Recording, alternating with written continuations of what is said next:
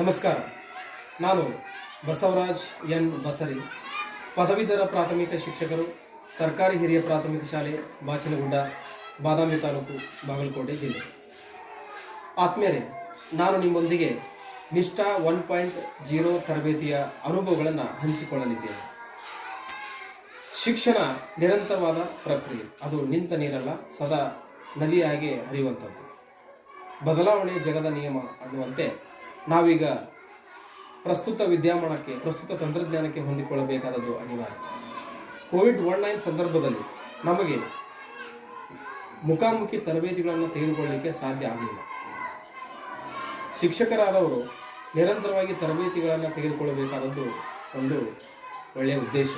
ಯಾಕಂದರೆ ಹೊಸ ಹೊಸ ಬೋಧನಾ ನೈಪುಣ್ಯತೆಗಳನ್ನು, ಕೌಶಲ್ಯಗಳನ್ನು ಕಲಿತು ಮಕ್ಕಳಿಗೆ ಕಲಿಸಲಿಕ್ಕೆ ಬಹಳಷ್ಟು ಅನುಕೂಲ.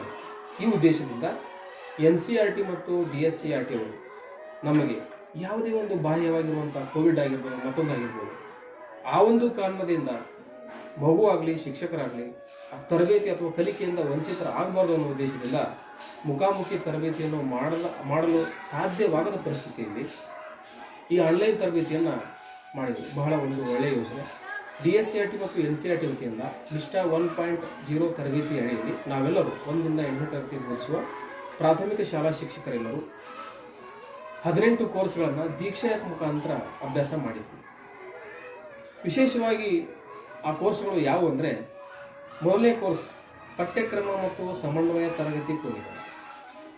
ಇಲ್ಲಿ ಮಗುವಿನ ಪಠ್ಯಕ್ರಮದ ಕುರಿತಾಗಿ ಮತ್ತು ತರಗತಿಯನ್ನು ಸಮನ್ವಯ ಮಾಡಿ ಎಲ್ಲ ರೀತಿಯ ಮಕ್ಕಳನ್ನು ಸಮನ್ವಯ ಮಾಡಿ ಯಾವ ರೀತಿ ಬೋಧನೆ ಮಾಡಬೇಕು ಅನ್ನುವಂಥ ವಿಷಯವನ್ನು ಈ ಕೋರ್ಸ್ ಒಳಗೆ. ಇನ್ನು ಎರಡನೇ ಕೋರ್ಸು ಸುರಕ್ಷಿತ ಮತ್ತು ಆರೋಗ್ಯಕರ ಶಾಲಾ ನಿರ್ಮಾಣಕ್ಕಾಗಿ ಆಗಿರುತ್ತೆ. ಶಾಲೆಗಳಲ್ಲಿ ಸುರಕ್ಷತೆ ಮತ್ತು ಆರೋಗ್ಯದ ಕುರಿತಾಗಿರುವಂಥ ಯಾವ ರೀತಿ ಪರಿಸರವನ್ನು ನಾವು ನಿರ್ಮಾಣ ಮಾಡಬೇಕು ಅನ್ನುವಂಥ ವಿಷಯವನ್ನು ಈ ಕೋರ್ಸ್ ನಮಗೆ ತಿಳಿಸ್ಬೇಕು. ಇನ್ನು ಶಾಲೆಗಳಲ್ಲಿ ಆರೋಗ್ಯ ಮತ್ತು ಕ್ಷೇಮ ಅನ್ನುವಂಥ ಕೋರ್ಸ್ ಕೂಡ ಶಾಲೆಯಲ್ಲಿ ಆರೋಗ್ಯ ಮತ್ತು ಮಕ್ಕಳ ಕಾಳಜಿ ಕುರಿತಾಗಿ ಹೇಳಿಕೊಡ್ತೀವಿ.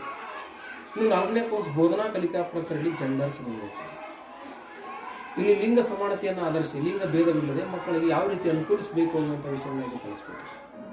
ಇನ್ನು 5ನೇ ಕೋರ್ಸ್ ICT ಸಮ್ಮಿಳಿತ ಬೋಧನೆ, ಕಲಿಕೆ ಮತ್ತು ಮೌಲ್ಯಮಾಪನ. ICT ಸಮ್ಮಿಳಿತ ಕಲಿಕೆ ಬಹಳಷ್ಟು ಪರಿಣಾಮಕಾರಿಯಾದಂಥ ಕಲಿಕೆ ಆಗಲಿಕ್ಕೆ ಸಾಧ್ಯ ಇದೆ. ಹೀಗಾಗಿ ICTಯನ್ನು ಬಳಸಿಕೊಂಡು ಯಾವ ರೀತಿ ಬೋಧನೆ ಮಾಡ್ಬೋದು, ಯಾವ ರೀತಿ ಕಲಿಕೆ ಆಗ್ಬೋದು, ಅದನ್ನು ICT ಮುಖಾಂತರ ಮೌಲ್ಯಮಾಪನವನ್ನು ಯಾವ ರೀತಿ ಮಾಡ್ಬೋದು ಅನ್ನೋದನ್ನು ನಮಗೆ ಬಹಳಷ್ಟು ಚೆನ್ನಾಗಿ ಕೋರ್ಸ್ ಹೇಳ್ಕೊಡ್ತೀವಿ. ಇನ್ನು ಕಲಾ ಸಮ್ಮಿಳಿತ ಕಲಿಕೆ, ಆರ್ಟ್ ಇಂಟಿಗ್ರೇಟೆಡ್ ಲರ್ನಿಂಗ್ ಅನ್ನುವಂಥ ನಮ್ಮ ಕಲಿಕೆಯಲ್ಲಿ ಕಲೆ ಇದ್ದರೆ ಅದು ಮತ್ತಷ್ಟು ಮೆರಗಾಗುತ್ತೆ, ಮಕ್ಕಳಿಗೆ ಆಸಕ್ತಿದಾಯಕ ಆಗುತ್ತೆ ಅನ್ನೋ ಉದ್ದೇಶದಿಂದ ಈ ಕೋರ್ಸನ್ನು ಕೂಡ ನಾವು ಅಭ್ಯಾಸ ಮಾಡಿದ್ದೇವೆ. ಅದರ ಜೊತೆಗೆ ವಿಷಯವಾರು ಪರಿಸರ ಅಧ್ಯಯನ ಶಿಕ್ಷಣ ಶಾಸ್ತ್ರ, ಆಮೇಲೆ ಗಣಿತ ಶಿಕ್ಷಣ ಶಾಸ್ತ್ರ, ಸಮಾಜ ವಿಜ್ಞಾನ ಶಿಕ್ಷಣ ಶಾಸ್ತ್ರ, ವಿಜ್ಞಾನ ಶಿಕ್ಷಣ ಶಾಸ್ತ್ರ, ಆಮೇಲೆ ಭಾಷಾ ಶಿಕ್ಷಣ ಶಾಸ್ತ್ರ, ಕನ್ನಡ, ಇಂಗ್ಲೀಷ್, ಹಿಂದಿ, ಭಾಷೆ ಯಾವ ರೀತಿ ಬೋಧನೆ ಮಾಡಬೇಕು, ಸಮಾಜ ವಿಜ್ಞಾನ ಬೋಧನಾ ತಂತ್ರಗಳ ಕೌಶಲ್ಯಗಳು ಯಾವುವು, ವಿಜ್ಞಾನದ ಬೋಧನಾ ಪದ್ಧತಿಗಳು ಯಾವುವು, ಗಣಿತದಲ್ಲಿರುವ ಬೋಧನಾ ಕೌಶಲ್ಯಗಳು ತಂತ್ರಗಳು ಯಾವುವು, ಹೀಗೆ ಎಲ್ಲ ವಿಷಯಗಳ, ಎಲ್ಲ ಭಾಷೆಗಳ ಬೋಧನಾ ಕಲಿಕಾ ಪ್ರಕ್ರಿಯೆಯ ತಂತ್ರಗಳನ್ನು, ಕೌಶಲ್ಯಗಳನ್ನು ನಾವು ಈ ಕೋರ್ಸ್ನಲ್ಲಿ ಕಲಿತಿದ್ದಾವೆ.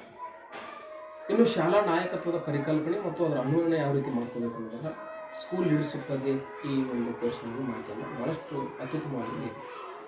ಇನ್ನು ಶಾಲಾ ಶಿಕ್ಷಣದ ಉಪಕ್ರಮಗಳ ಬಗ್ಗೆ, ಶಾಲಾ ಪೂರ್ವ ಶಿಕ್ಷಣ, ಮಗು ಶಾಲೆಗೆ ಬರೋಕ್ಕಿಂತ ಮೊದಲು ಯಾವ ರೀತಿ ಶಿಕ್ಷಣ ಪಡ್ಕೊಳ್ಬೇಕು ಅನ್ನುವಂಥದ್ದು. ಇನ್ನು ವೃತ್ತಿಪೂರ್ವ ಶಿಕ್ಷಣ, ಮಗು ವೃತ್ತಿಗಿಂತ ಮೊದಲು ಯಾವ ಶಿಕ್ಷಣವನ್ನು ಪಡೆಯಬೇಕು, ಅದರ ಅವಶ್ಯಕತೆ ಎಷ್ಟಿದೆ ಅನ್ನೋದರ ಮಹತ್ವವನ್ನು ತಿಳಿಸ್ಬೇಕು.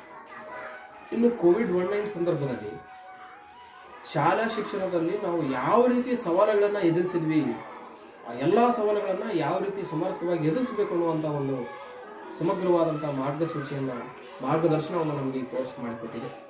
ಇನ್ನು ವಿಶೇಷವಾಗಿ 18ನೇ ಕೋರ್ಸ್ ಮಕ್ಕಳ ಹಕ್ಕುಗಳ ಬಗ್ಗೆ ಇರುವಂಥದ್ದು, CSA ಅನ್ನುವಂಥ ಕೋರ್ಸ್, ಅದಾದಮೇಲೆ POCSO 2013, ಇವೆಲ್ಲವೂ ಕೂಡ ಅತಿ ಅಮೂಲ್ಯವಾದಂಥ ಮಾಹಿತಿಗಳನ್ನು ನಮಗೆ ಕೊಟ್ಟಿದೆ. ಭಾಳಷ್ಟು ನಾವು ಶಿಕ್ಷಕರಾದವರು ಪ್ರತಿದಿನ ಓದಿ ಅಪ್ಡೇಟ್ ಆಗ್ತಾ ಇರ್ಬೋದು. ಹೊಸತನ ಅನ್ನುವಂಥದ್ದು ನಿರಂತರವಾದಂಥ ಪ್ರಕ್ರಿಯೆ, ಬದಲಾವಣೆಯ ಜಗದ ನಿಯಮ. ಎಲ್ಲ ಅಂಶಗಳನ್ನು ನಾವು ಅನುಭವ ಮಾಡಿಕೊಂಡು ಮಕ್ಕಳಿಗೆ ಪಾಠ ಬೋಧನೆ ಮಾಡಿದ್ದೇವೆ. ಈ ನಿಷ್ಠಾ ತರಬೇತಿಯ ಎಲ್ಲ ಕೋರ್ಸ್ಗಳ ಒಂದು ಮುಖ್ಯಾಂಶಗಳನ್ನು, ಕಲಿಕಾಫಲಗಳನ್ನು ಆಧರಿಸಿರುವಂಥ ವಿಶೇಷ ಅಂಶಗಳನ್ನು ನಮ್ಮ ತರಗತಿಯ ಬೋಧನಾ ಕಲಿಕಾ ಪ್ರಕ್ರಿಯೆಯಲ್ಲಿ ಅನ್ವಯಿಸಿಕೊಂಡಾಗ ಒಂದು ಒಳ್ಳೆಯ ಫಲಿತಾಂಶ ಬಂದಿದೆ. ಮಕ್ಕಳಲ್ಲಿ ಕಲಿಕಾ ಆಸಕ್ತಿ ಹೆಚ್ಚಾಗಿದೆ, ಅವರ ಕಲಿಕಾ ಸಾಮರ್ಥ್ಯ ಹೆಚ್ಚಾಗಿದೆ. ಇದರಿಂದ ಒಳ್ಳೆಯ ಫಲಿತಾಂಶ ಬಂದಿದೆ. ಶಿಕ್ಷಕರಿಗೂ ಕೂಡ ಸಾಕಷ್ಟು ವಿಷಯ ಸಂಪನ್ಮೂಲವನ್ನು ಈ ತರಬೇತಿ ನಮಗೆ ನೀಡಿದೆ ಅಂತ ಹೇಳ್ಬೋದು. ಸೊ ಸಣ್ಣ ಪುಟ್ಟ ತಾಂತ್ರಿಕ ಸಮಸ್ಯೆಗಳಾಗಿ ಇದನ್ನು ಹೊರತುಪಡಿಸಿದರೆ ನಿಷ್ಠಾ ತರಬೇತಿ, ನಿಷ್ಠಾ 1.0 ತರಬೇತಿ ತುಂಬ ಅತಿ ಅಮೂಲ್ಯವಾದಂಥ, ವಿಶೇಷವಾಗಿ ಈ 18 ಕೋರ್ಸ್ಗಳು ನಮಗೆ ಭಾಳಷ್ಟು ಅಮೂಲ್ಯವಾದ ಮಾಹಿತಿಯನ್ನು ನೀಡಿವೆ ಅನ್ನೋದು ನನ್ನ ಅನಿಸಿಕೆ. ಧನ್ಯವಾದ.